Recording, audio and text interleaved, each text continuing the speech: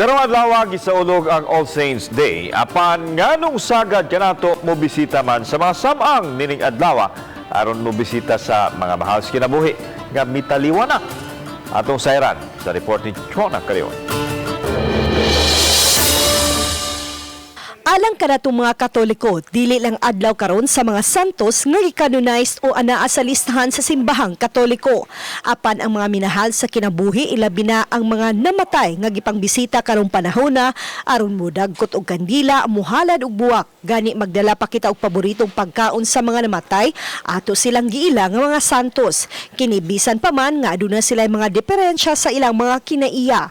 Apan aduna gihapoy mga mithi nga susama og santos. Imo barong igsoon, imo barong paryente nga you were able to witness the struggle of a person, yet he continued to become and live a good Christian life.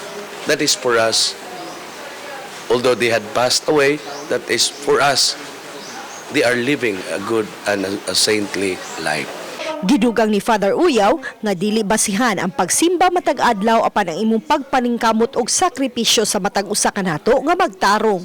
Manaa man ka sa Roma og wa, kailan man ka og wa kanang atong constant struggle of becoming better person is an indicator that we really have the capacity and the seed of a saint.